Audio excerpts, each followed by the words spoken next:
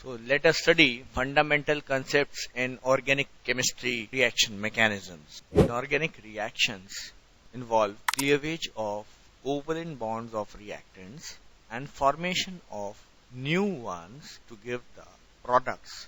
कुछ बॉन्ड टूटते हैं और कुछ नए बॉन्ड फॉर्म होते हैं जिससे फाइनली हमें रिएक्टेंट से प्रोडक्ट मिल जाता है. The molecules that undergo chemical reactions are called reactants. जिन मॉलिक्यूल्स का रिएक्शन होता है उनको हम रिएक्टेंट्स बोलते हैं. Products are structurally different from reactants. Now let me define substrate. Substrate किसे कहते हैं? The organic reactant that undergoes structural change to give the product through bond breaking and bond making process is called the substrate. सीधी भाषा में जो reactant है उसको हम substrate कहते हैं. अब हम देखते हैं कि रिएजेंट कैसे कहते हैं. What is a reagent? The other reactant, generally an inorganic species, that brings about the structural change in the substrate. वो inorganic species या वो chemical species जो सबस्ट्रेट में केमिकल स्ट्रक्चरल चेंज लाए उसको हम रिएजेंट कहते हैं.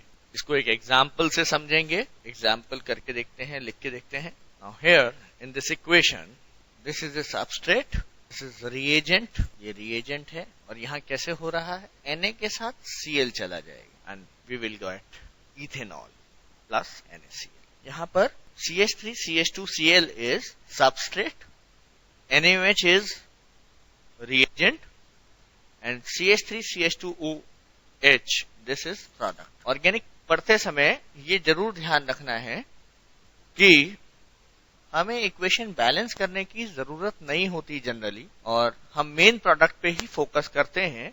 यहाँ main product CH3 CH2OH ethanol ही है तो उस पे ही फोकस किया जाएगा.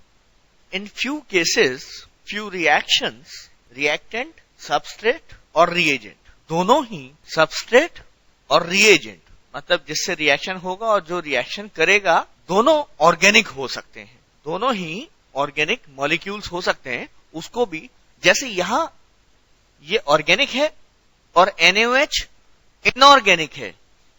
मैं फिर से रिपीट करूंगा, NaOH इनऑर्गेनिक है लेकिन कभी कभी ऐसा हो सकता है कि रिएजेंट और सबस्ट्रेट दोनों ऑर्गेनिक हो. तब उस रिएक्शन पे डिपेंड करेगा कि कौन सबस्ट्रेट है और कौन रिएजेंट है. वो उस स्थिति में हम उस सिचुएशन में हम देखेंगे कि which is substrate and which is reagent. Generally we see reaction are of 4 types: substitution, elimination and rearrangement. ये 4 टाइप्स होती हैं. Substitution, addition, elimination and rearrangement. सबसे पहले सब्स्टिट्यूशन को समझने की कोशिश करते हैं रिएक्शन से, एक एग्जाम्पल से. ये सब्स्टिट्यूशन रिएक्शन है. देखिए इस OH ने इस Cl को रिप्लेस कर दी. ये एक एल्काइल हैलाइड है, इज एन एल्काइल हैलाइड. और जनरली आप सब्स्टिट्यूशन रिएक्शंस एल्केन्स में देखेंगे, एल्काइल हैलाइड्स में देखेंगे और एरोमेटिक कंपाउंड्स मतलब एरोमेटिक जिसमें जैसे हमने बेंजीन पढ़ा था, बेंजीन, क्लोरोबेंजीन, ब्रोमोबेंजीन, फिनॉल, इस टाइप के. यहां एक ग्रुप दूसरे ग्रुप को रिप्लेस करता है. जैसे इस केस में OH आ रहा है और Cl जा रहा है. Replaces OH ion from NaOH replaces the chlorine of methyl chloride. इसको हम डिटेल में बाद में पढ़ेंगे. अभी सिर्फ सब्स्टिट्यूशन हो रहा है. एक जुड़ रहा है, एक हट रहा है, ऐसे समझ लीजिए. जैसे एक क्रिकेट टीम है, उसमें 11 लोग हैं, एक हटा दूसरा आया.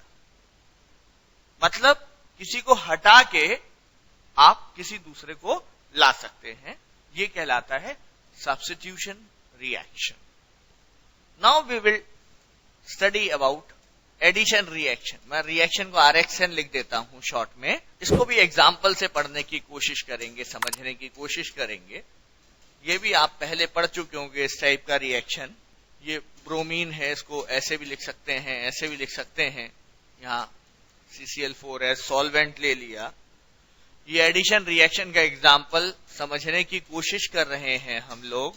देखिए ये हो गया हाइड्रोजन, ये ब्रोमीन ऐड हो गया, ब्रोमीन ऐड हो गया, ये इसमें कुछ भी सब्स्टिट्यूट नहीं हुआ है।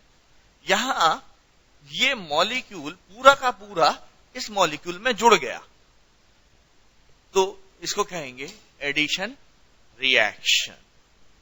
जनरली एडिशन रिएक्शन वहां होगा जहां मल्टीपल बॉन्ड्स होंगे, मतलब जैसे यहां डबल बॉन्ड है या ट्रिपल बॉन्ड है, मतलब पाई बॉन्ड्स जहां होंगे वहां एडिशन रिएक्शन होगा।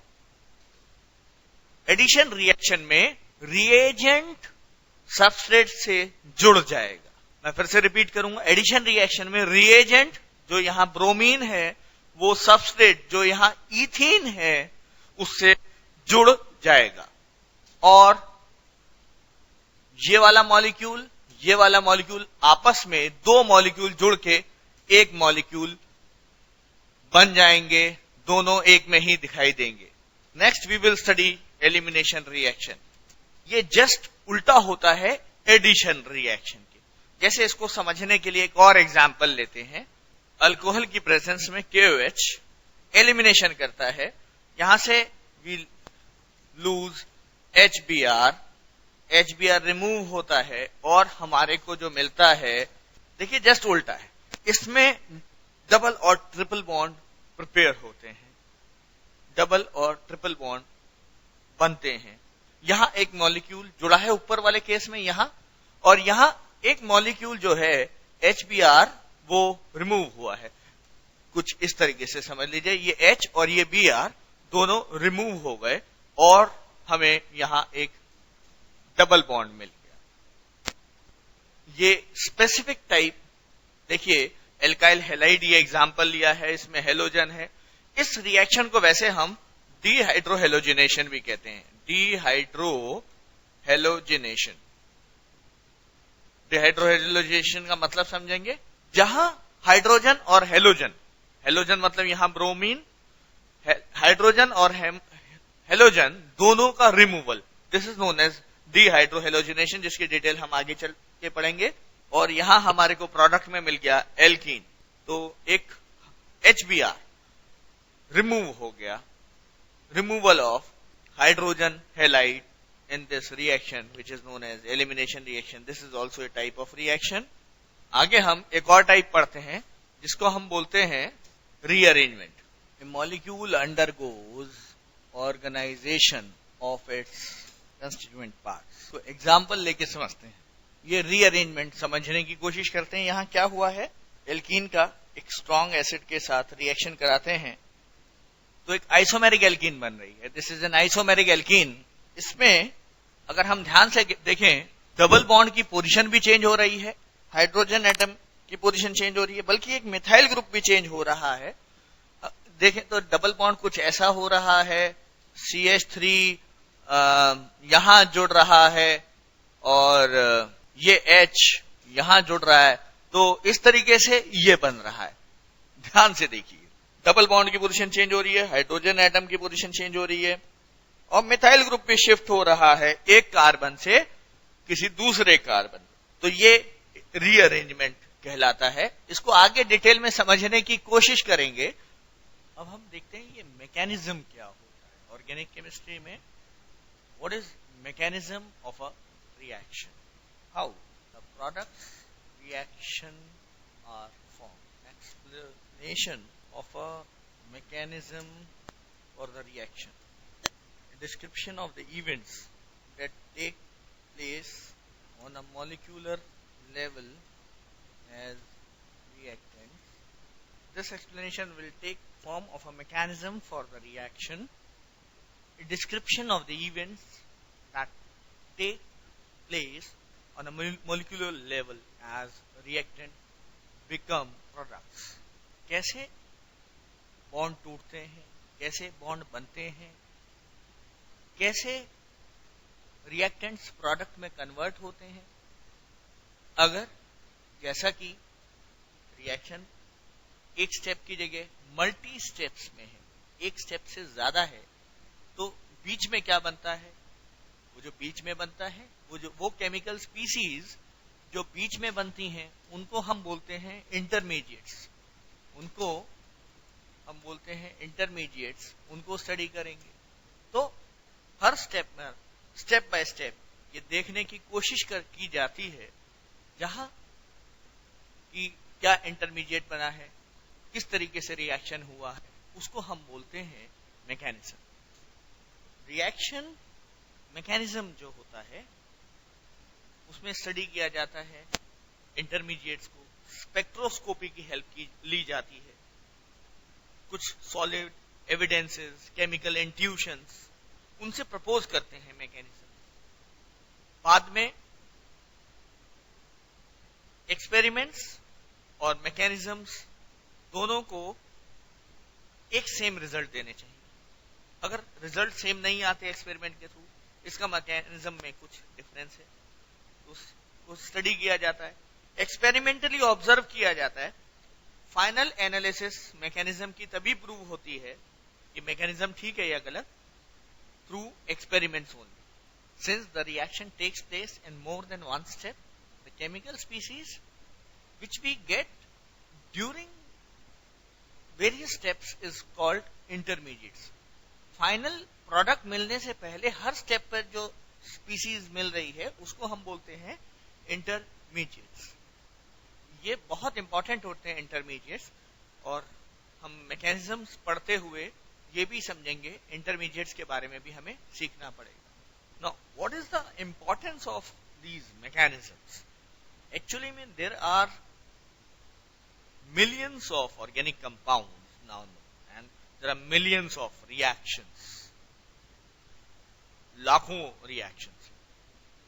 अब उनको या तो रट्टा मारा जाए, just we learn them by rote memorization, या हम उनको समझने की कोशिश करें किस तरीके से। और जब हम कंसेप्ट समझने की कोशिश करते हैं तो उसको हमारा दिमाग एक्सेप्ट करता है। रटने वाली चीज को एक लिमिट से ज्यादा हम नहीं रट सकते, हमारी कैपेसिटी नहीं हो पाती, इसलिए हम बेसिक मैकेनिज्म समझने की कोशिश करते हैं, क्योंकि वो बहुत थोड़े हैं, वो हैं थोड़े, रिएक्शन है बहुत ज्यादा, तो रटना है मुश्किल, समझना है आसान। समझने में शुरू में थोड़ा सा समय जरूर लगेगा, हम कोशिश करेंगे कि हम इस लेवल पर 11th और 12th या एंट्रेंस लेवल पर चीजों को जितना समझ सकते हैं समझेंगे। Now we will discuss about homolysis and heterolysis of covalent bonds. Bond बनते हैं, टूटते हैं। Breaking and making of bonds, that is very important, इसलिए हमें होमोलिसिस और हेट्रोलिसिस समझना बहुत जरूरी है। Now let us study homolysis and heterolysis of covalent bonds. Reactions of organic compounds always involve the making and breaking of covalent bond. Bond may break in fundamentally different ways. Bond may break so that one fragment takes away both electrons, leaving the other fragment with an empty orbital. This kind of cleavage is called heterolysis. Hetero means different. Lysis का मतलब होता है cleavage, टूटना। Heterolysis produces ions, cations और anions मिलते हैं हमें, and the bond is said to be broken heterolytically. जैसे फॉर एग्जांपल ए बी लें, ये ब्रेक होता है, ये इलेक्ट्रॉन बी के पास जाते हैं तो हमें मिलता है ए प्लस और बी माइनस, ये आयंस मिले। यहां पर एजम्पशन हम ये कह रहे हैं कि बी इलेक्ट्रोनेगेटिव है सपोज, तो बी बॉन्ड पेयर को अपनी तरफ अट्रैक्ट कर लेगा और हमारे को बी नेगेटिव मिलेगा और ए प्लस मिलेगा, ये दो आयंस मिलेंगे, and this is what is heterolytic cleavage. दूसरा तरीका जिसको हम बोलेंगे होमोलिसिस, इसको हम बोलेंगे, दूसरे तरीके को बोलेंगे होमोलिसिस। इसमें ए भी एक इलेक्ट्रॉन ले जा रहा है और बी भी ले जा रहा है, होमोलिटिक बॉन्ड क्लीवेज कहलाएगा। और इसमें जो प्रोडक्ट मिलेंगे वो आयंस नहीं होंगे, वो कहलाएंगे रेडिकल्स। ये जनरली तब होता है जब ए और बी की इलेक्ट्रोनेगेटिविटी सेम होती है, ऑलमोस्ट सेम होती है, होमो का मतलब होता है सेम, लिसिस का मतलब ब्रेक। दो पार्ट्स मिल रहे हैं रेडिकल्स के फॉर्म, इसमें बी को भी इलेक्ट्रॉन मिल रहा है, ए को भी इलेक्ट्रॉन मिल रहा है। कुछ इस तरीके से समझने की कोशिश करते हैं, इसे नोट कर लीजिए। हेटेरोलिसिस जनरली वहां होता है जहां पोलराइजेशन होता है, बॉन्ड इज पोलराइज्ड।